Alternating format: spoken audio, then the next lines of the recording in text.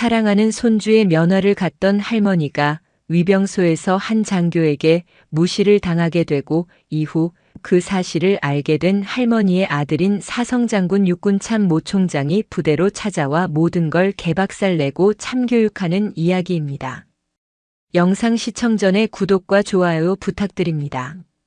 저희에게 큰 힘이 됩니다. 새벽 4시. 부산의 하늘은 아직 짙은 군청색이었고 바다를 머금은 공기는 칼날처럼 차가웠다. 자갈치 시장의 아침은 세상의 모든 아침보다 조금 더 일찍 시작된다. 박순자 할머니는 어둠이 채 가시지 않은 좌판 앞에 서서 굳은 허리를 두드렸다. 밤새 쑤시는 관절 마디마디가 오늘따라 유난히 시렸다. 아이고 이놈의 삭신. 혼잣말처럼 뱉은 소리는 축축한 새벽 공기 속으로 스며들었다. 그녀의 손은 60년 세월의 역사를 고스란히 담고 있었다. 굵고 투박한 손마디, 곳곳에 아문 생선 가시의 흉터, 그리고 평생 지워지지 않을 바다의 소금기. 그 손으로 남편 없이 홀로 아들 하나를 키워냈다. 아들은 이제 대한민국 육군을 호령하는 대장, 육군 참모총장 이진표가 되어 있었다. 세상 사람들은 자갈치 시장의 생선 장수 아들이 별 넷을 달았다며 인간 승리라 칭송했지만 순자 할머니에게 아들은 그저 어릴 적 밥상머리에서 생선살을 발라주지 않으면 밥투정을 하던 무뚝뚝하고 마음 여린 아들일 뿐이었다. 오늘 그녀의 마음이 유독 바쁜 것은 아들 때문이 아니었다. 품 안의 자식처럼 키운 외손주 20살 청춘 김민준 때문이었다. 며칠 전 강원도 화천에서 날아온 손주의 편지가 그녀의 낡은 경대 위에 고이 놓여 있었다. 삐뚤빼뚤한 글씨로 쓰인 몇 줄의 문장이 밤새 그녀의 마음을 흔들었다. 보고 싶은 할머니께. 여기는 벌써 눈이 내렸어요. 세상이 하얗게 변하니까 할머니 생각이 더 많이 나요. 훈련은 힘들지만 동기들이랑 잘 지내고 있습니다. 얼마 전에 텔레비전에서 삼촌 외할아버지가 일찍 돌아가신 민주는 이진표를 삼촌이라 불렀다 나오는 걸 봤는데 엄청 멋있어서 어깨가 으쓱했습니다. 아, 그리고 할머니. 정말 염치 없지만 할머니가 해주신 양념게장이 너무너무 먹고 싶습니다. 꿈에도 나왔어요. 항상 건강하세요.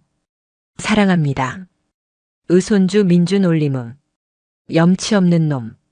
순자 할머니는 편지를 다시 읽으며 입가에 번지는 웃음을 감추지 못했다.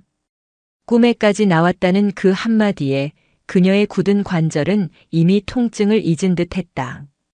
그날부터 할머니의 하루는 온통 화천에 가 있는 손주에게로 향했다. 새벽 경매장에서 가장 실하고 살이 꽉 찬 가을 숲개를 고르기 위해 몇 날 며칠을 눈에 불을 켰다. 상인들은 아따 할매요. 나라님 수라상에 올릴기요? 와 이리 까탈스럽노. 라며 핀잔을 줬지만 그녀는 아랑곳하지 않았다. 손주 입에 들어갈 것이었다. 세상 그 어떤 수라상보다 중요했다. 면회 가기 전날 밤 그녀는 좌판을 일찌감치 정리하고 부엌에 섰다. 깨끗하게 손질한 꽃게에 비법 양념을 버무리며 아들 이진표를 키우던 시절을 떠올렸다. 육사에 합격했다며 처음으로 큰절을 올리던 날, 소위로 임관하여 각 잡힌 군복을 입고 나타났던 날, 그리고 마침내 4개의 별이 박힌 계급장을 어깨에 달던 날까지. 아들의 영광은 곧 그녀의 자부심이었지만 한편으로는 평생을 헌신하게 한 미안함이 늘 가슴 한편에 응어리져 있었다. 그 미안함과 사랑은 고스란히 외손주 민준에게로 흘러갔다. 양념게장을 통에 가득 담고 손주가 좋아하는 소불고기를 재우고 갖가지 나물을 무쳤다. 부엌에 퍼지는 맛있는 냄새는 그녀의 사랑 그 자체였다.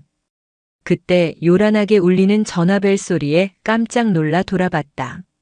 아들 이진표였다. 어무이 접니다. 오냐? 이 밤에 웬일이고. 나라에 일 없나? 내일 민준이 보러 가신다면서요. 날도 추운데 어딜 가십니까? 제가 차량 운전병 보낼 테니 그거 타고 가시죠. 걱정 어린 아들의 목소리. 대한민국 육군 참모 총장의 시간을 할애하게 만든다는 사실이 자랑스러우면서도 그녀는 손을 내저었다. 됐다. 내 새끼 보러 가는데 유난 떨 거 없다. 니는 니 할 일이나 잘해라. 총장이란 사람이 애미 때문에 공무를 소홀히 했다는 소리 들을 일 있나. 그래도 어무이. 잔소리 마라. 끊는다. 퉁명스럽게 전화를 끊었지만 순자 할머니의 입가엔 다시 미소가 번졌다. 세상이 다 알아주는 아들의 효심이 가슴을 따뜻하게 데웠다. 그녀는 정성껏 만든 음식들을 커다란 보자기에 몇 겹으로 쌌다. 마치 아기 포대기처럼 소중하게. 새벽 5시 부산 종합버스 터미널에서 동서울행 첫 차에 몸을 실었다. 동서울에서 다시 춘천으로, 춘천에서 화천으로. 6시간이 넘는 노구에는 고된 여정이었다. 차창 밖으로 스치는 풍경은 빠르게 변해갔다. 부산의 익숙한 바다와 빽빽한 건물들이 사라지고 낯선 산과 앙상한 나뭇가지들이 나타났다. 강원도에 가까워질수록 공기는 눈에 띄게 차가워졌다. 버스 히터는 답답했고 허리는 끊어질 듯 아팠다. 하지만 그녀는 품에 안은 보따리를 더욱 꼭 끌어안았다. 이 안에 손주를 향한 자신의 모든 진심이 담겨 있었다. 마침내 화천 버스터미널에 내려 택시를 탔다. 7사단 신병교육대대로 가주이소. 그녀의 말에 택시기사는 백미러로 그녀를 힐끗 보더니 아드님 면회 가시나 봐요. 요즘 군대 좋아졌다고는 해도 이 동네는 겨울이 빨리 와서 고생들이 많지. 라며 말을 건넸다. 그녀는 손주놈입니다. 라며 짧게 답하고 다시 창밖을 보았다. 얼마나 달렸을까. 길가에 북진. 이라는 커다란 글씨가 새겨진 부대 표지석이 나타났다. 대한민국 최전방 제7보병사단 칠성부대. 택시가 위병소 앞에 멈췄다. 철조망과 각 잡힌 위병들의 모습에서 뿜어져 나오는 삼엄한 분위기가 그녀를 압도했다. 아들이 평생을 몸담아온 세계, 그리고 이제는 손주가 지내는 세계. 그것은 그녀가 살아온 자갈치 시장과는 전혀 다른 차갑고 엄격한 세상이었다. 순자 할머니는 오랜 여정의 피로도 잊은 채 설레는 마음으로 품 안의 보따리를 다시 한번 고쳐 안았다. 저 문 안에서 금쪽 같은 내 새끼가 곧 달려나올 것이다. 그녀의 주름진 얼굴에 비로소 환한 기대감이 어렸다. 화천 7사단의 면회실은 예상보다 더 썰렁했다. 플라스틱 의자 몇 개가 전부였고 난방이 제대로 되지 않는지 우풍이 돌아 한기가 느껴졌다. 박순자 할머니는 구석에 자리를 잡고 앉아 하염없이 아들을 기다렸다. 주변에는 그녀처럼 자식을 보러 온 부모님들이 삼삼오오 모여 있었다. 그들의 얼굴에도 순자 할머니와 같은 설렘과 기대가 가득했다. 그녀는 품에 안았던 음식 보따리를 무릎 위에 올려놓고 손으로 가만히 쓸어보았다. 차갑게 식었을 음식이 마음에 걸렸지만 손주의 얼굴을 보면 금세 데워질 것이라 생각했다. 1시간쯤 지났을까. 면회실 문이 열리고 젊은 행정병 하나가 굳은 얼굴로 들어왔다. 그는 손에 든 서류를 보며 기계적인 목소리로 말했다. 금일 부대 사정으로 인해 전면적인 면회가 취소되었습니다. 가족분들께서는 귀가해 주시기 바랍니다. 그 한마디에 면회실의 공기가 순간 얼어붙었다. 웅성거림이 파도처럼 번져나갔다. 서울에서, 대구에서, 그리고 부산 땅끝에서 달려온 부모들의 얼굴에 당혹감과 실망감이 역력했다. 순자 할머니의 세상도 그대로 멈췄다. 취소라니. 내가 저 멀리 부산에서 왔는데. 그녀는 자리에서 일어나 비틀거리며 행정병에게 다가갔다. 아이고 군인 양반. 이게 무슨 소리요? 내가 새벽차 타고 부산에서 왔는데 이래 그냥 가라 하면 웃자노. 다른 부모들도 저마다의 사정을 토로하며 항의하기 시작했다. 행정병은 어쩔 줄 몰라 하며 상부의 지시사항이라 저도 어쩔 수가 없습니다. 죄송합니다. 라는 말만 앵무새처럼 반복했다. 그때 소란을 들었는지 당직 완장을 찬 한 장교가 면회실로 들어섰다. 빳빳하게 다려진 전투복, 반짝이는 전투화, 그리고 가슴팍에는 중대장 오상철이라는 이름표가 붙어 있었다. 오상철 대위는 29, 젊은 나이의 장교였다. 그는 귀찮다는 표정을 숨기지 않고 상황을 둘러보더니 가장 앞에서 간절하게 매달리는 순자 할머니를 향해 짜증 섞인 목소리로 말했다. 할머니, 규정은 규정입니다. 다들 사정이 있습니다. 이러시면 군기가 해이해집니다. 규정은 알지만 내 손주 얼굴만이라도 잠깐 보게 해주소. 아니면 이 음식이라도 좀 전해주게 해달란 말이오. 순자 할머니는 애원하며 품에서 내려놓았던 음식 보따리를 내밀었다. 바로 그 순간이었다.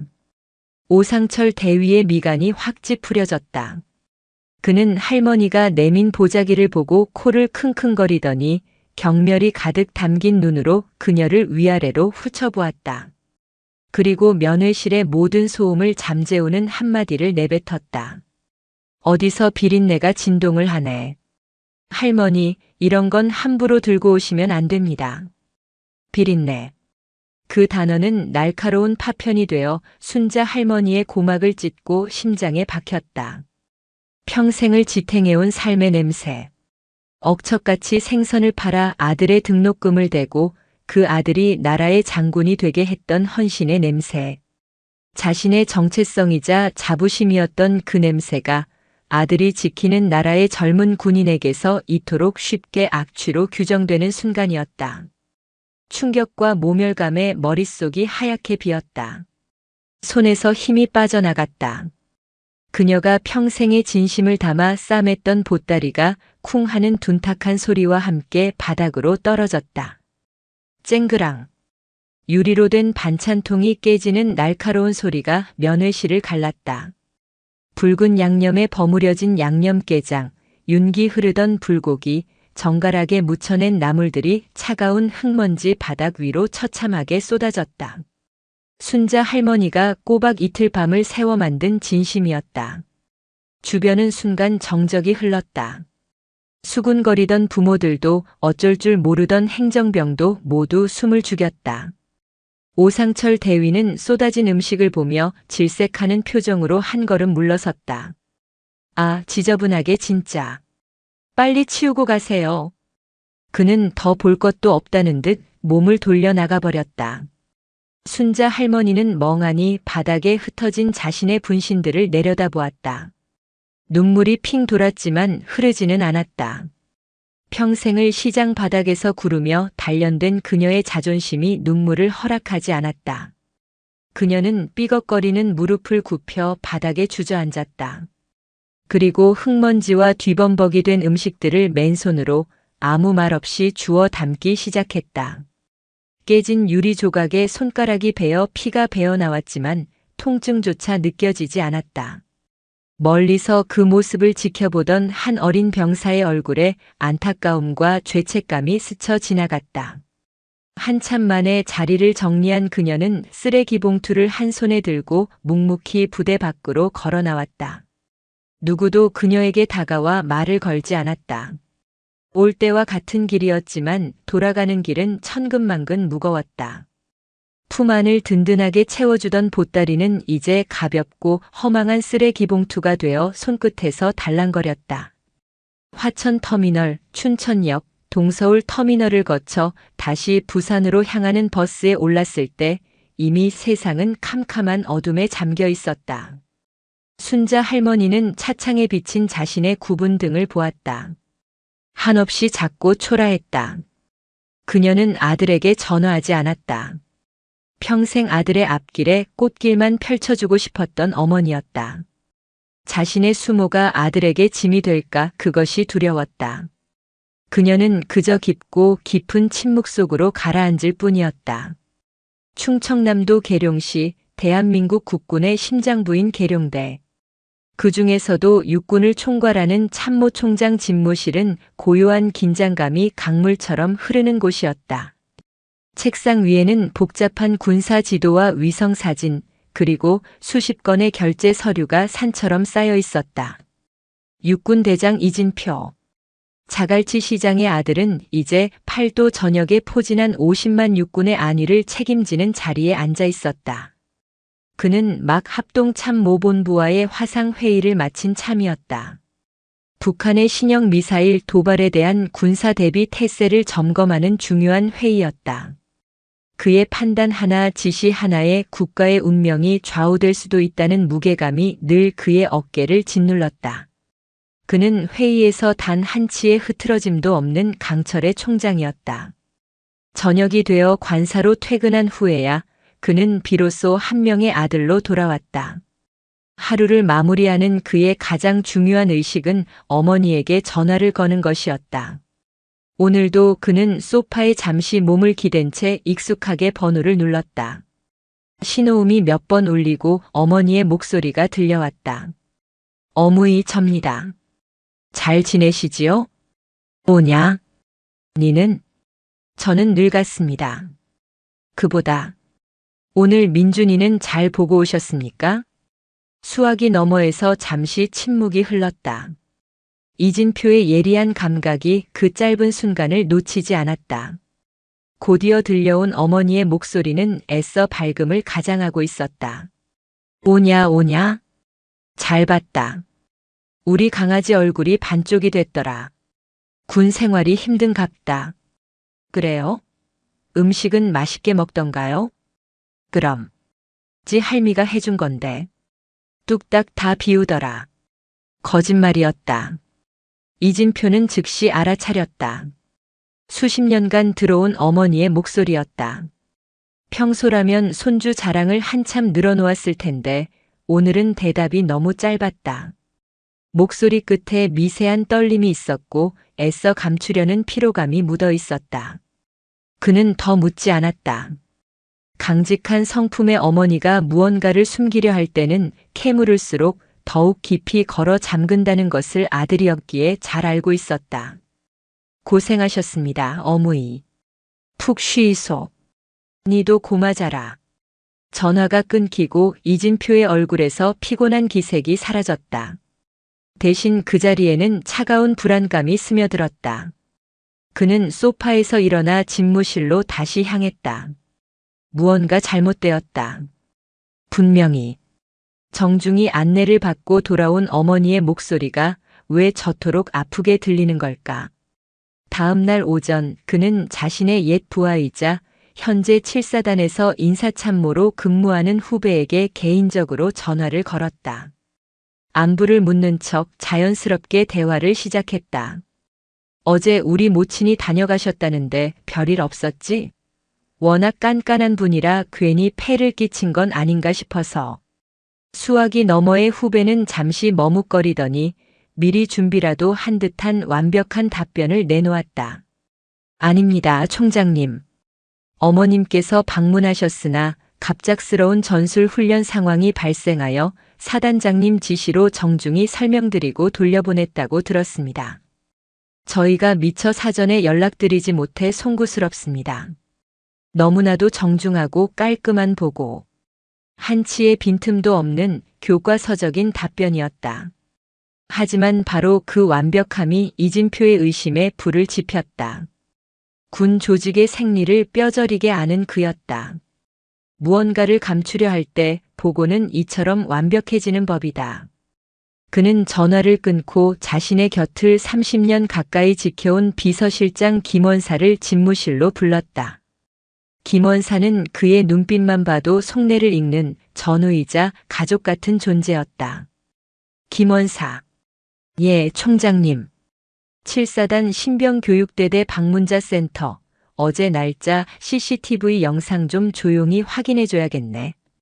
공식 절차 밟지 말고 자네 선에서 알아봐. 뭔가 이상해. 김원사는 아무것도 묻지 않고 짧게 대답했다. 알겠습니다. 이진표는 집무실 창가에 서서 어둠이 내리는 계룡대의 밤을 보았다. 수많은 불빛들이 거대한 군 조직이 살아 숨쉬고 있음을 보여주고 있었다. 그는 저 조직의 정점에 서 있었다. 하지만 정작 자신의 어머니가 흘렸을지도 모를 눈물 한 방울의 진실조차 제대로 알지 못한다는 자책감이 그의 가슴을 무겁게 짓눌렀다.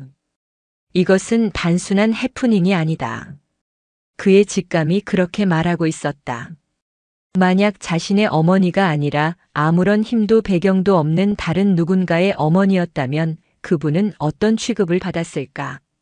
아들의 걱정은 점차 대한민국 육군 참모총장의 고뇌로 번져가고 있었다. 이것은 가족의 문제를 넘어 자신이 지켜야 할 군의 명예에 대한 근본적인 질문이었다. 거대한 거짓이 자신의 눈과 귀를 막고 있음을 그는 본능적으로 느끼고 있었다. 그리고 그 거짓의 장막을 걷어내기로 조용히 결심했다. 강원도 화천 제7보병사단 사단장실. 육군 소장 최철규는 창밖으로 펼쳐진 부대의 전경을 보며 만족스러운 미소를 짓고 있었다. 그의 군 생활은 성공의 연속이었다. 야망을 위해서라면 수단과 방법을 가리지 않았고 정치적인 감각 또한 탁월했다. 그는 자신의 어깨에 빛나는 2개의 별을 넘어 3번째, 4번째 별을 향한 로드맵을 머릿속에 그리고 있었다. 지금 그가 가장 공을 들이는 것은 부대 시설 현대화 사업이었다. 물론 그 사업을 특정 업체에 몰아주고 두둑한 뒷돈을 챙기는 것은 로드맵의 필수적인 과정이었다. 바로 어제 그 사업 파트너와의 은밀한 만남을 위해 그리고 껄끄러운 감찰반의 시선을 피하기 위해 그는 전술 훈련 상황을 빌미로 전 부대에 갑작스러운 면회 및 외출 금지 명령을 내렸다.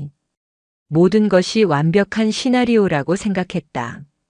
그때 부관이 파랗게 질린 얼굴로 뛰어들어오기 전까지는 사단장님 큰일 났습니다. 웬 호들갑이야. 어제 면회가 취소된 방문객 중에 육군 참모총장님 모친이 계셨던 것으로 확인됐습니다.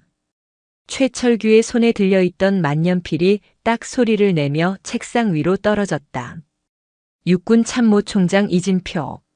자갈치 시장 출신의 입지전적 인물이자 그 어떤 비리도 용납하지 않는 강골로 유명한 사람이었다.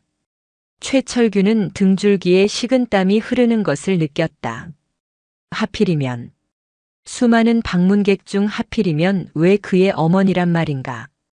자신의 군납 비리를 덮기 위해 내린 명령이 호랑이의 꼬리를 정통으로 밟아버린 격이었다. 상황은 어떻게 돌려보냈지? 보고해. 그게 오상철 대위가 현장에서 응대했다고 합니다. 최철규는 즉시 오상철 대위를 호출했다. 사단장실로 불려 온 오대위는 상황의 심각성을 모른 채 자신이 규정대로 임무를 잘 수행했다고 생각하는 듯 으스대고 있었다. 오대위, 어제 참모총장님 어머님께 어떻게 조치했나? 사실대로 말해. 예, 사단장님. 규정에 따라 정중히 설명드리고 돌려보냈습니다. 노인네가 조금 억지를 부리기에 군 기강 차원에서 엄격하게 대처했습니다. 엄격하게. 그 단어가 최철규의 신경을 건드렸다. 오상철의 평소 행실을 아는 그는 무언가 끔찍한 실수가 있었음을 직감했다. 정보참모 당장 들어오라고 해. 방문자 센터 어제차 CCTV 전부 가져와. 잠시 후 사단장실의 대형 모니터에 어제의 영상이 재생되었다. 초조하게 화면을 보던 최철규의 눈이 경악으로 물들었다. 오상철 대위가 코를 킁킁거리며 비린내가 진동을 하네라고 말하는 장면, 노파의 손에서 보따리가 떨어지고 음식이 쏟아지는 장면, 그리고 그 모든 것을 경멸 어린 시선으로 보고 돌아서는 오 대위의 모습까지. 소리는 없었지만 모든 상황이 선명하게 이해되었다. 이것은 실수가 아니었다. 참모총장과 그의 가족에 대한 정면 모욕이었다. 자신의 비리가 탄로 나는 것을 넘어 군복을 벗는 것은 물론이고 군법회의에 회부될 수도 있는 대형 사고였다. 최철규의 머릿속이 빠르게 회전하기 시작했다. 사고? 이미 늦었다. 이제 남은 길은 하나뿐이었다. 완벽한 은폐. 자네 무슨 짓을 한 건지 알기나 해. 최철규는 오상철의 멱살이라도 잡을 듯 소리쳤다. 오대위는 그제야 사태의 심각성을 깨닫고 얼굴이 하얗게 질렸다. 사단장님 죄송합니다. 저는 그저. 닥쳐. 지금부터 내 말 똑똑히 들어. 최철규의 눈빛이 뱀처럼 번뜩였다. 그는 정보참모와 통신장교를 호출했다. 이 영상 원본 지금 당장 파기해. 서버 기록까지 전부 삭제해. 흔적도 남기지 마. 하지만 사단장님 원본 파기는 내 명령이야.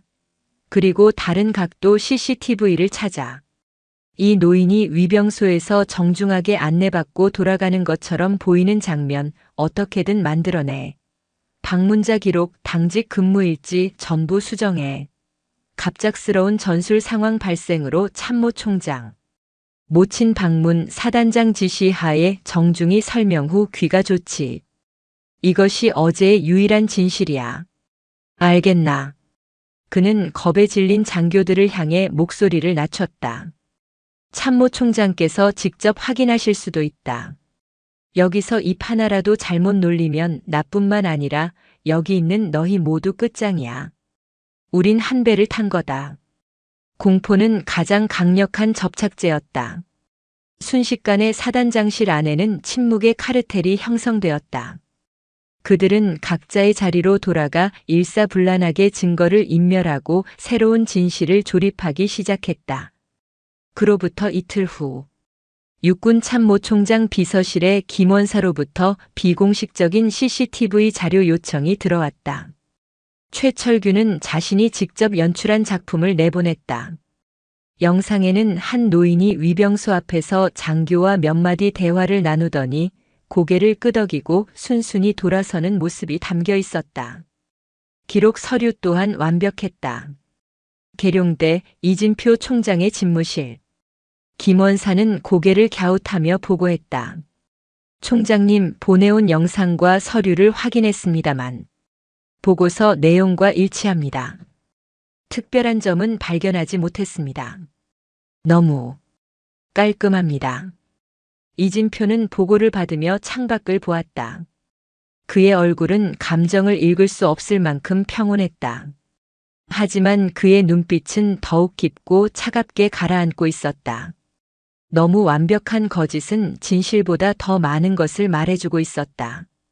일병 박진수. 그는 7사단 신병교육대대 소속 행정병이었다. 그날 그는 면회실 한쪽 구석에서 모든 것을 지켜보았다. 부산에서 왔다는 할머니의 간절한 목소리, 오상철 대위의 모멸적인 언사, 그리고 바닥에 쏟아진 음식들을 망연자실 쓸어 담던 할머니의 구분 등. 그 모습이 밤마다 그의 눈꺼풀 뒤에서 잔상처럼 떠올라 잠을 설치게 했다. 비린내라는 단어는 마치 자신의 양심에 박힌 가시처럼 매 순간 그를 찔러댔다. 부대 내에서는 사건에 대한 소문이 암암리에 퍼져나갔다. 하지만 그 소문은 지휘부의 강력한 통제 아래 곧 자취를 감췄다. 대신 참모총장 모친께서 부대를 격려 방문하셨으나 긴급 훈련 상황으로 아쉽게 발걸음을 돌리셨다는 식의 미담으로 둔갑하여 퍼져나갔다. 박일병은 그 거짓말을 들을 때마다 속이 울렁거리는 것을 느꼈다. 이대로 침묵해야 하는가? 그는 밤마다 고뇌했다. 시골에 계신 자신의 할머니가 떠올랐다. 만약 자신의 할머니가 그런 수모를 당했다면 생각만 해도 피가 거꾸로 솟았다. 하지만 내부 고발자가 어떤 취급을 받는지 그는 너무나도 잘 알고 있었다. 관심병사로 낙인 찍히고 남은 군 생활이 지옥이 될 것이 뻔했다. 두려움이 그의 발목을 붙잡았다. 한편 계룡대의 이진표 총장은 포기하지 않았다. 그는 김원사에게 말했다. 완벽한 보고서는 가장 의심스러운 보고서야. 최철규 소장이 무언가 숨기고 있어. 그는 더 이상 비공식적인 경로에만 의존할 수 없다고 판단했다. 자신의 수많은 인맥 중 가장 신뢰할 수 있는 칼을 뽑아들기로 했다. 그는 7사단 감찰부에 근무하는 강동주 소령에게 직접 전화를 걸었다. 강 소령은 과거 이진표가 연대장 시절 가장 아끼던 중대장이었다. 청렴하고 강직하기로 소문난 군인이었다. 강 소령, 나다. 네, 총장님. 단결. 사적으로 묻는 거니 편하게 받게. 자네 부대 요즘 별일 없나? 총장님께서 물으시는 별일이 어떤 것인지 짐작이 갑니다. 강소령의 목소리에 확신이 서려 있었다. 역시 그가 믿는 사람이었다. 자네 부대 지금 썩은 내가 진동하는 것 같네. 진짜 비린내가 뭔지 그 근원을 알아봐 주게.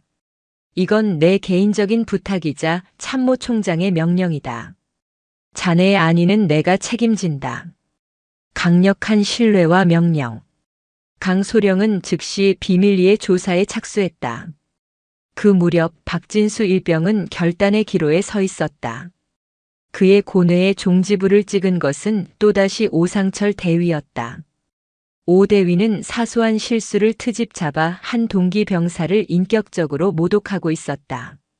그 모습을 본 순간 박 일병은 더 이상 비겁하게 숨을 수 없다고 다짐했다. 그는 저녁 점호가 끝난 뒤 모두의 눈을 피해 부대 구석에 있는 공중전화로 향했다. 떨리는 손으로 수화기를 들고 주머니 속 쪽지에 적어온 번호를 눌렀다. 국방 헬프콜 1303. 병사들의 마지막 보루였다. 네, 국방 헬프콜입니다. 무엇을 도와드릴까요? 박일병은 심호흡을 하고 떨리는 목소리로 입을 열었다. 익명으로. 제보할 것이 있습니다. 그는 며칠 전 면회실에서 있었던 일을 처음부터 끝까지 자신이 보고 들은 모든 것을 구체적으로 진술했다. 그리고 마지막에 그의 양심이 찾아낸 마지막 희망의 조각을 덧붙였다. CCTV는 아마 조작되었을 겁니다. 원본은 파기되었을지도 모릅니다. 하지만 당시 상황을 녹음한 병사가 있을지도 모릅니다. 평소 오상철 대위님께 자주 괴롭힘을 당하던 병사인데 혹시나 해서 녹음을 했을 수도 있습니다. 그는 특정 병사의 이름을 말하지는 않았지만 그것만으로도 충분했다. 국방 헬프콜에 접수된 이 내용은 사안의 중대성 참모총장 모친 관련과 구체성 때문에 즉시 극비 사항으로 분류되었다. 그리고 그 보고서는 정상적인 지휘 계통을 건너뛰어 육군 본부 감찰실, 즉 이진표 총장이 심어둔 강동주 소령에게 곧바로 전달되었다. 한 용기 있는 병사의 익명의 목소리가 거대한 성벽처럼 느껴졌던 거짓의 방어선의 첫 번째 균열을 내는 순간이었다. 녹음 파일이 있을지도 모른다. 강동주 소령으로부터 전달된 익명의 제보 내용은 이진표 총장의 얼어붙었던 마음에 불씨를 던졌다. 그는 즉시 강 소령에게 지시했다. 어떤 수단을 써서라도 그 병사를 찾아내. 하지만 절대 무리하거나 신분이 노출되어서는 안 돼. 이건 유령작전이야. 이제 수사는 단순히 진실을 규명하는 차원을 넘어 부패한 지휘 계통의 심장부를 겨누는 비수가 되었다. 강 소령은 감찰부 내에서도 가장 신뢰할 수 있는 요원 한 명만을 대동하고 비밀리에 조사에 들어갔다. 용의자는 그날 면회소 근처에 있었던 모든 병사. 조사는 한밤중 생활관 순찰을 가장하거나 개인 면담을 빙자하는 등 극도의 보안 속에서 이루어졌다. 강소령이 찾아낸 병사는 의외로 가까운 곳에 있었다. 제보 내용대로 그는 오상철 대위의 상습적인 폭언과 괴롭힘에 시달리던 최일병이었다. 겁이 많고 내성적인 성격의 최일병은 또 다른 가혹행위의 증거를 남겨 자신을 보호하기 위해 종종 주머니 속 낡은 휴대폰의 녹음 기능을 켜두는 버릇이 있었다. 그날도 마찬가지였다.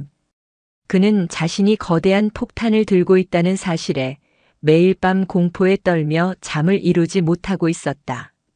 한편 7사단장 최철규 소장은 부대 내에 흐르는 미묘한 공기의 변화를 감지했다.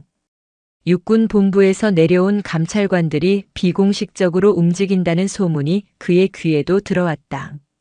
그는 불안감에 휩싸여 오상철 대위를 비롯한 관련자들을 다시 불러 모았다. 지금 본부에서 우리를 주시하고 있다. 쥐 죽은 듯이 가만히 있어. 쓸데없는 짓 하다가 내 눈에 띄면 그땐 정말로 가만 안 둬. 그의 협박은 오히려 역효과를 낳았다. 공포에 질린 오 대위는 더욱 신경질적으로 변해 병사들을 쥐 잡듯 잡았고 그 모습은 최일병의 결심을 더욱 굳히는 계기가 되었다. 마침내 강동주 소령이 최일병과 독대했다. 강 소령은 그를 협박하거나 회유하지 않았다. 그저 조용히 진심을 담아 말했다. 최일병, 자네가 어떤 심정인지 안다. 두렵겠지. 하지만 이대로 가면 아무것도 바뀌지 않아. 오상철 대위는 계속 자네를 괴롭힐 거고 제2, 제3의 피해자가 나올 거다. 지금 자네의 용기가 모든 것을 바꿀 수 있어. 육군 참모총장께서 직접 자네의 안전을 보장하겠다고 약속하셨다. 이건 위협이 아니라 기회야. 강소령의 진심 어린 눈빛에 최일병은 오랫동안 망설이다가 마침내 고개를 끄덕였다. 그는 떨리는 손으로 주머니 속 휴대폰을 꺼내 작은 mp3 파일을 강소령에게 전송했다. 마치 자신의 목숨을 넘기는 듯한 비장한 표정이었다. 녹음 파일은 즉시 보안 USB에 담겨 암호화된 채 군사 우편이 아닌 강소령의 개인 차량을 통해 계룡대로 향하는 연락책에게 전달되었다. 그날 밤 이진표 총장은 자신의 관사 집무실에서 홀로 USB를 노트북에 꽂았다. 그의 곁에는 묵묵히 김원사가 서 있을 뿐이었다. 그는 스피커 볼륨을 높이고 파일을 재생했다. 처음에는 지지직거리는 잡음과 사람들의 웅성거리는 소리만 들렸다. 그러다 한 여성의 너무나도 익숙한 사투리가 섞인 목소리가 들렸다. 내 손주 얼굴만이라도. 어머니였다. 뒤이어 젊고 오만한 남자의 목소리가 모든 소음을 뚫고 나왔다. 어디서 비린내가 진동을 하네. 고막을 찢는 듯한 선명함. 이진표는 두 눈을 감았다. 다음 순간 쨍그랑 하고 유리가 깨지는 날카로운 소리가 들렸다. 그리고 그 소리 뒤에 아주 희미하게 거의 들리지 않을 정도로 작은 어머니의 숨소리가 섞여 있었다. 그것은 놀람도 분노도 아닌 모든 것이 무너져 내리는 깊은 절망의 탄식이었다. 이진표는 눈을 떴다. 그의 눈동자에는 그 어떤 감정도 담겨 있지 않았다. 지난 며칠간 그를 괴롭히던 의심과 불안, 아들로서의 슬픔은 모두 사라지고 차가운 분노로 벼려진 강철 같은 결의만이 남아 있었다. 그 비린내는 더 이상 단순한 모욕이 아니었다. 그것은 자신의 뿌리이자 한평생 헌신해온 어머니의 삶 그 자체를 짓밟은 용서할 수 없는 죄악이었다. 그는 조용히 노트북을 닫고 김원사를 돌아보았다. 그의 목소리는 얼음장처럼 차가웠지만 그 안에는 화산 같은 분노가 들끓고 있었다. 김원사, 당장 헬기 준비해.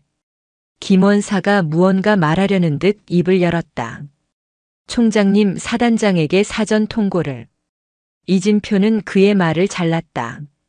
그의 목소리는 나직했지만 집무실 전체를 서늘하게 울렸다. 사단장에게는 연락하지 마. 지금부터 7사단의 태풍을 몰고 간다. 그날 오후 화천의 하늘은 유난히 맑았다. 그러나 7사단 지휘부의 공기는 태풍 전야처럼 무겁게 가라앉아 있었다. 오후 2시 정각, 굉음과 함께 육군 항공대 소속의 UH-의육식 블랙호크 헬리콥터 한 대가 7사단 연병장 상공에 나타났다. 사전 통보도 착륙 유도 신호도 없는 기습적인 등장이었다. 헬기는 거대한 날갯짓으로 연병장의 마른 흙먼지를 회오리처럼 일으키며 내려앉았다. 사단 지휘부는 발칵 뒤집혔다. 당직 사령이 허둥지둥 뛰어나왔고 무슨 일인지 파악하려는 장교들의 고함이 오갔다. 최철규 사단장은 집무실에서 보고를 받고 황급히 달려나왔다. 그의 얼굴에는 당혹감과 불길한 예감이 뒤섞여 있었다. 헬기의 문이 열리고 트랩이 내려왔다. 가장 먼저 모습을 드러낸 것은 육군 참모총장의 별 넷이 선명한 숙이었다. 그리고 그 뒤를 이어 얼음처럼 차가운 얼굴의 이진표 대장이 모습을 드러냈다. 그는 사열을 받거나 의장대를 거치지도 않았다. 그저 자신을 맞으러 달려나온 최철규 사단장에게는 서늘한 눈길 한 번 던졌을 뿐 아무 말 없이 그를 스쳐 지나갔다. 그의 뒤를 따르는 헌병들의 번쩍이는 견장과 결연한 표정은 이것이 단순한 방문이 아님을 웅변하고 있었다. 사단장실로 간다. 이진표의 나직한 한마디에 그의 수행원과 헌병들은 일사불란하게 움직였다. 그들은 마치 적진에 침투한 특수부대처럼 사단 본부 건물로 향했다. 복도에서 마주치는 모든 장병은 그 서슬 퍼런 기세에 눌려 길을 비키며 부동자세로 경례를 붙였다. 사단장실에 도착한 이진표는 문을 안에서 잠그라고 지시했다. 방 안에는 이진표와 김원사 그리고 최철규 사단장만이 남았다. 최 소장은 땀으로 축축해진 손을 바지 옆 재봉선에 문지르며 애써 태어난 척 입을 열었다. 총장님, 이렇게 귀한 걸음을 하셨으면 미리 연락이라도 주시지 그러셨습니까? 저희가 준비가 미흡하여. 자네가 준비한 거짓 보고서는 잘 받았네. 이진표는 그의 말을 차갑게 끊었다. 그는 책상 위에 작은 블루투스 스피커를 올려놓았다. 그리고는 인터컴으로 오상철 대위를 호출하라고 명령했다. 잠시 후 아무것도 모른 채 사단장실로 들어선 오 대위는 방 안에 이진표 총장을 보고 그 자리에 얼어붙었다. 이진표는 두 사람을 번갈아 보며 스피커의 재생 버튼을 눌렀다. 지지직거리는 잡음과 함께 방 안에 그날의 소리가 울려 퍼졌다. 어디서 비린내가 진동을 하네. 쨍그랑. 깨진 유리 소리. 그리고 모든 것을 집어삼키는 듯한 어머니의 짧은 탄식. 최철규와 오상철의 얼굴에서 핏기가 사라졌다. 완벽하게 파기했다고 믿었던 진실이 유령처럼 살아 돌아와 그들의 귀를 후려쳤다. 이진표는 차가운 목소리로 물었다. 최 소장, 자네가 말한 정중한 안내가 바로 이거였나? 그는 오상철 대위를 향해 시선을 돌렸다. 그의 눈빛은 분노를 넘어선 깊은 경멸을 담고 있었다. 내 놈이 말한 그 비린내가 뭔지 아나?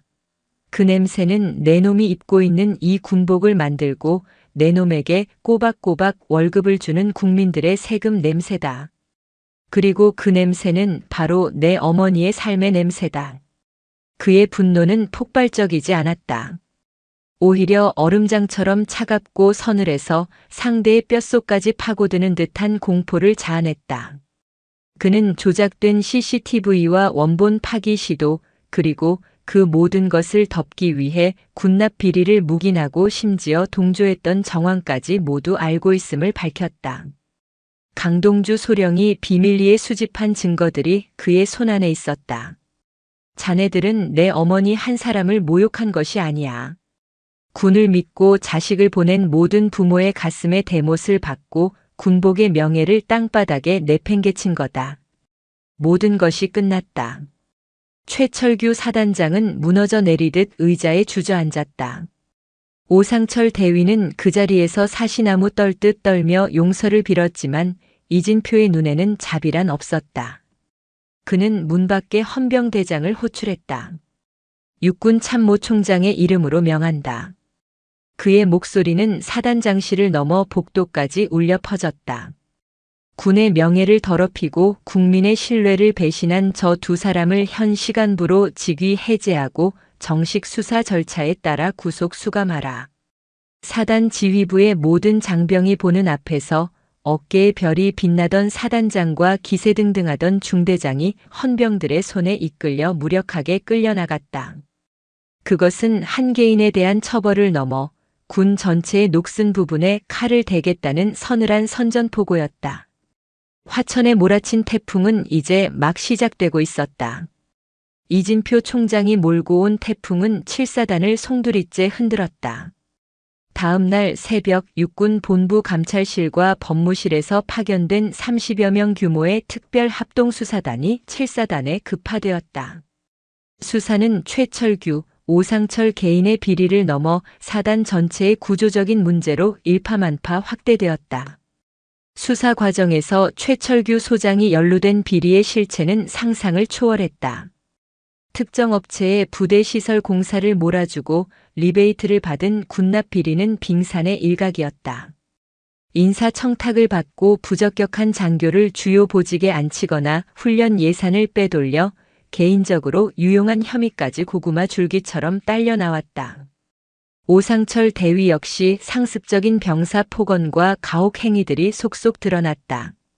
그동안 침묵을 강요당했던 병사들과 양심적인 간부들의 제보가 본물 터지듯 쏟아졌다. 이진표 총장의 태풍은 부패한 군인들에게는 공포 그 자체였지만 묵묵히 자신의 임무를 수행하던 대다수의 군인들에게는 막힌 속을 뚫어주는 정화의 바람이었다. 이진표는 수사를 7사단에만 국한하지 않았다. 그는 이번 사건을 계기로 썩은 환부를 도려내지 않으면 군 전체가 괴사한다는 각오로 칼을 빼들었다. 그는 전군에 걸쳐 장병 및 그 가족들에 대한 부당 처우 실태 조사를 긴급 명령했다. 또한 기존의 형식적인 위원회가 아닌 외부 전문가와 사병 대표까지 참여하는 열린 병영 문화 개선 위원회를 신설하고 스스로 위원장을 맡았다. 그의 파격적인 개혁은 군 내부 기득권 장성들의 거센 반발에 부딪혔다. 그들은 군의 특수성을 무시한 조치다. 총장이 군의 위신을 스스로 깎아내리고 있다며 비난했다. 하지만 이진표는 국방부 고위 장성 회의에서 그들을 정면으로 마주하고 일갈했다. 우리가 스스로 명예를 잃으면 국가는 무엇으로 지킵니까? 국민의 신뢰를 잃은 군대는 총 한 번 쏴보지 못하고 무너지는 모래성과 같습니다. 지금 아프더라도 썩은 살은 도려내야 새 살이 돋는 법입니다. 그의 진정성 있는 호소에 여론이 움직이기 시작했다. 언론은 그의 개혁을 지지했고 특히 젊은 장교들과 부사관, 병사들의 절대적인 지지가 그의 가장 큰 힘이 되어 주었다. 몇 달 후 군사재판 결과가 나왔다. 최철규 소장과 오상철 대위는 각각 뇌물수수, 직권남용, 가혹 행위 등의 혐의로 불명예 전역과 함께 중형을 선고받았다. 이진표 총장은 국회 국방위원회에 증인으로 출석했다. 그는 사건의 전말을 단 하나도 숨기거나 축소하지 않고 있는 그대로 밝혔고 육군을 대표하여 국민 앞에 고개 숙여 사과했다. 이번 일은 특정 군인의 일탈이 아니라 저를 포함한 우리 군 전체의 부끄러운 자화상입니다. 뼈를 깎는 반성을 통해 다시는 이런 일이 되풀이되지 않도록 하겠습니다. 국민 여러분께서 믿고 자식을 맡길 수 있는 명예롭고 따뜻한 군을 만들겠습니다. 그의 모습은 군의 치부를 드러낸 것이 아니었다. 오히려 스스로의 상처를 도려내고 군을 바로 세우려는 책임감 있는 지도자의 모습으로 국민들에게 깊은 인상을 남겼다. 군의 위기는 역설적으로 국민의 신뢰를 회복하는 기회가 되고 있었다. 모든 풍파가 지나간 이듬해 봄, 남쪽 나라에는 이미 벚꽃이 만개했다는 소식이 들려왔다. 이진표 총장은 며칠간의 짧은 휴가를 내고 모든 계급장을 뗀 평범한 아들의 모습으로 부산행 KTX에 몸을 실었다. 그의 손에는 화려한 선물 상자 대신 어머니가 좋아하시는 동네 빵집의 따뜻한 팥빵 한 상자가 들려 있었다. 자갈치 시장은 여전히 활기 넘쳤고 비릿한 바다 냄새와 사람들의 억센 사투리가 정겹게 뒤섞여 있었다. 박순자 할머니는 지난 겨울과 똑같은 자리에서 주름진 손으로 묵묵히 생선을 다듬고 있었다. 그녀는 텔레비전 뉴스를 통해 아들이 어떤 풍파를 겪었는지 그 마음고생이 얼마나 심했을지 어렴풋이 짐작하고 있었다. 하지만 그녀는 아무것도 묻지 않았다. 좌판 앞에 묵묵히 나타난 아들을 보고 그녀는 하던 일을 멈추지 않은 채 무심하게 핀잔을 주었다. 일은 안 하고 여기까지 뭐하러 왔노? 이진표는 대답 대신 어머니 옆에 놓인 작은 플라스틱 의자에 쭈그리고 앉았다. 그리고는 익숙하게 칼을 집어들어 어머니를 도와 생선 비늘을 벗겨내기 시작했다. 그의 손에 금세 비릿한 생선 냄새가 배었다. 한때는 지긋지긋하게 벗어나고 싶었던 그 냄새가 이제는 고향처럼 포근하게 느껴졌다. 한참 동안 모자 사이에는 아무런 말이 없었다. 오직 칼날이 생선 비늘을 긁는 소리와 시장의 소음만이 그들의 침묵을 채웠다. 이진표는 일을 멈추고 무심코 어머니의 손을 보았다. 60년 세월의 파도에 깎이고 패인 거칠고 투박한 손. 그는 그 손을 가만히 잡았다. 어머니 죄송합니다. 제가 너무 늦었습니다. 아들의 목소리는 물기에 젖어 있었다. 박순자 할머니는 아들의 손등을 투박하게 쓸어주며 답했다. 됐다 아들. 네가 내 대신 다 해줬다 아이가. 그걸로 됐다.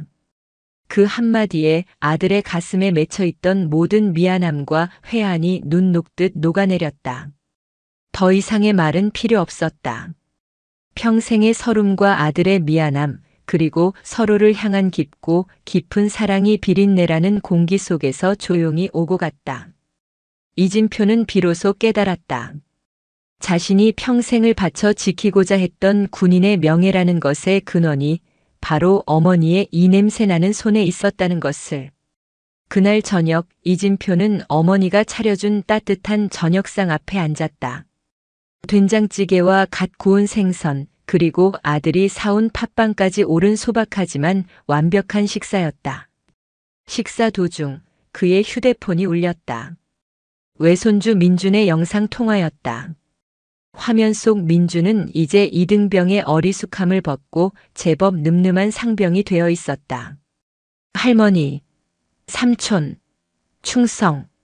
화면 너머로 들려오는 씩씩한 목소리에 박순자 할머니의 얼굴에 비로소 한박웃음이 피어올랐다.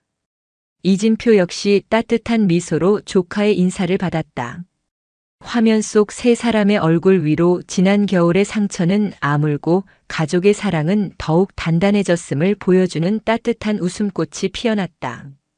계절이 한 바퀴 돌아 쾌청한 여름이 찾아왔다. 김민준 상병이 휴가를 나온 주말, 이진표 총장은 다시 한번 어머니의 손을 잡고 화천으로 향했다. 이번에는 뒷좌석에 늠름하게 자란 손주까지 함께였다. 지난 겨울 상처와 모멸감으로 가득했던 그 길은 이제 세 사람의 조용한 웃음소리와 기분 좋은 햇살로 채워졌다. 7사단 위병소 앞에 도착했을 때 풍경은 사뭇 달라져 있었다. 딱딱하고 권위적이던 방문자 센터는 장병과 가족을 위한 쉼터라는 이름의 아늑한 카페처럼 바뀌어 있었다. 그들을 맞이한 것은 새로운 중대장이었다. 그는 이진표의 계급에 압도되기보다 한 명의 병사와 그 가족을 맞는다는 진심 어린 존중의 태도로 그들을 맞았다. 김민준 상병님 가족분들, 먼 길 오시느라 고생 많으셨습니다. 편히 쉬다 가십시오. 이진표는 자신의 계급을 앞세우지 않고 그저 민준이 삼촌으로서 그의 안내를 받았다. 민준이는 신이 나서 할머니와 삼촌을 이끌고 자신의 생활관을 구경시켜 주었다. 깔끔하게 정리된 관물대, 동기들과 함께 찍은 사진들. 그는 이제 더 이상 어리숙한 이등병이 아니라 자신의 자리에 자부심을 가진 대한민국 육군 상병이었다. 이진표는 민준의 동료 병사들과 일일이 악수를 나누며 그들의 어깨를 두드려 주었다. 그는 딱딱한 훈시 대신 따뜻한 목소리로 물었다. 고향이 어디인가? 부모님은 건강하시고 휴가 나가면 제일 하고 싶은 게 뭔가? 그는 생활관을 나서기 전 아들뻘 되는 병사들을 모두 불러 모아 말했다. 여러분 한 명 한 명이 대한민국 그 자체입니다. 책상 위 지도에 그려진 저 선을 지키는 것도 중요하지만 더 중요한 것은 여러분의 마음속에 있는 소중한 사람들을 지키는 것입니다. 여러분의 부모님은 군을 믿고 가장 귀한 아들을 보내셨습니다. 저는 육군 참모총장으로서 그 믿음을 저버리지 않는 군을 만들 것을 다시 한번 약속합니다. 그의 말에는 장군의 권위가 아닌 한 사람의 아버지이자 아들로서의 진심이 담겨 있었다. 병사들의 눈빛이 존경으로 빛났다. 부대를 나온 세 사람은 근처 화천강의 한적한 강가에 돗자리를 폈다. 박순자 할머니는 이번에도 어김없이 커다란 음식 보따리를 풀어놓았다. 양념게장, 불고기, 잡채. 지난번과 똑같은 음식들이었지만 그 의미는 완전히 달랐다. 할머니는 민준의 입에 음식을 넣어주며 짓궂게 웃었다. 이번엔 하나도 안 쏟았다, 이놈아. 그 말에 세 사람은 모두 한바탕 크게 웃음을 터뜨렸다. 지난 겨울의 아픔은 이제 웃음으로 승화된 아련한 추억이 되어 있었다. 강물은 햇빛을 받아 반짝였고 바람은 시원했다. 이진표는 어머니가 싸준 음식을 먹으며 땀 흘리며 장난치는 조카의 모습을 보았다. 그는 문득 어머니의 손에서 나는 비린내와 지금 조카의 군복에서 나는 땀 냄새, 그리고 자신의 군복에 희미하게 밴 화약 냄새가 결국 하나라는 것을 깨달았다. 그것은 모두 누군가를 지키기 위한 헌신의 냄새였고 사랑의 냄새였다. 어머니는 자갈치의 바다에서 가족을 지켰고 자신과 조카는 이 땅의 강과 산을 지키고 있었다. 지키는 대상과 장소만 다를 뿐 그 숭고함의 무게는 조금도 다르지 않았다. 돌아가는 길 차창에 기댄 박순자 할머니의 얼굴에 평온한 미소가 감돌았다. 이진표는 그런 어머니를 지그시 바라보았다. 자갈치의 거친 파도를 온몸으로 맞으며 자신을 키워낸 어머니는 그에게 언제나 가장 넓고 깊은 바다였다. 그 바다는 아들의 모든 상처와 분노를 품어주고 더 큰 사랑으로 되돌려주었다. 며칠 후 이진표는 계룡대의 집무실 창가에 서서 벽에 걸린 대한민국 전도를 바라보고 있었다. 그의 어깨는 전보다 더욱 무거워졌지만 그의 마음은 그 어느 때보다 단단하고 맑았다. 그는 이제 지도 위의 선뿐만이 아니라 그 안에서 살아가는 수많은 어머니와 아들들의 이야기를 지키는 지휘관이 되어야 함을 알았다. 같은 시각 부산 자갈치 시장.